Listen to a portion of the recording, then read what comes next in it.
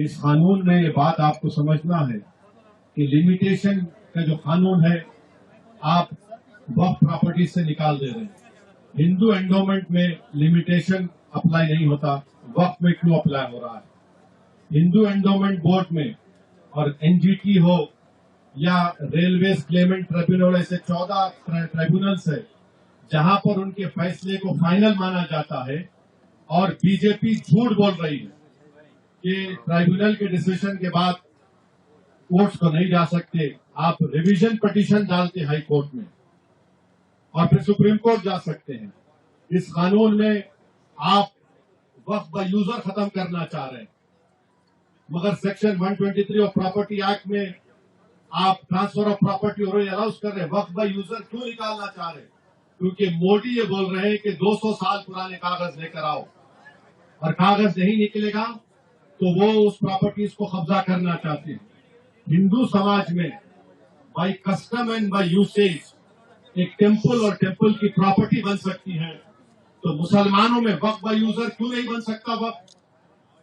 मोदी सरकार कलेक्टर को इतना पावर दे रही है कि कलेक्टर अगर इंक्वायरी जब करेगा किसी प्रॉपर्टी, कोई भी प्रॉपर्टी के बारे में वक्फ की, तो जब तक वो प्रॉपर्टी इंक्वायरी मुकम्मल नहीं करता वो प्रॉपर्टी वक्फ की नहीं रहेगी।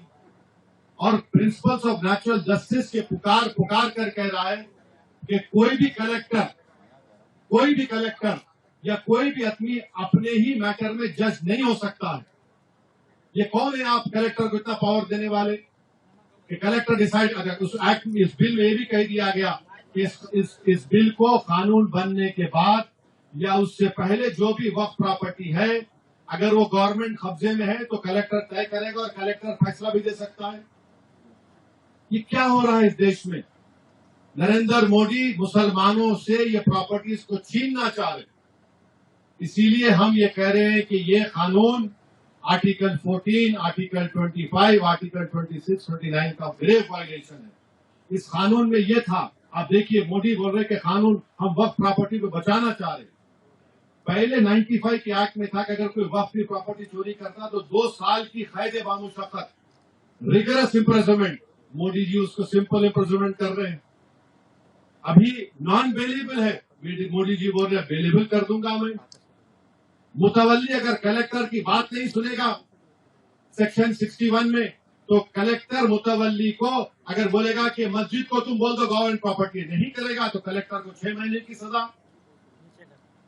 आप बताइए क्या क्या करना चाह रहे हैं मुसलमानों से? आप ये कानून बना रहे हैं और जितने भारत की पॉलिटिकल पार्टीज हैं उनको सोचना पड़ेगा, चाहे वो एनडीए की सपोर्ट कर रहे हैं या नहीं कर रहे हैं, ये कानून भारत के कॉन्स्टिट्यूशन के खिलाफ है। आप कैसे इस तरह का कानून बना रहे हैं?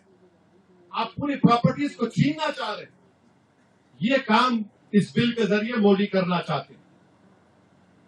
सर, अगर एंटी की बात की जाए तो उसमें कई सारे वक्त के मेंबरान थे, उन्होंने नॉन वक्त प्रॉपर्टी उसको घोषित किया है, तो उनको आप एक्शन लीजिए, उनको हटाइए और वो मैटर सुप्रीम कोर्ट में है।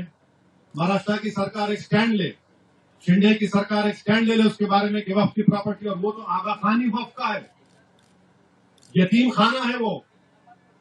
मैंने 2013 में जब ये बिल पास हो रहा था मैं अपनी स्पीच में इस बात का जिक्र किया, यतीम खाने पर आप बना लिए, तो महाराष्ट्र की सरकार क्या बोलना है उसके ऊपर?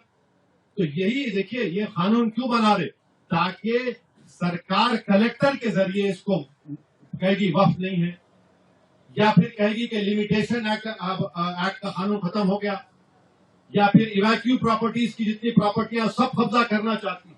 तो ये कानून वक्फ को बचाने के लिए नहीं लाया गया है, ये कानून वक्फ को खत्म करने के लिए नरेंद्र मोदी लाए।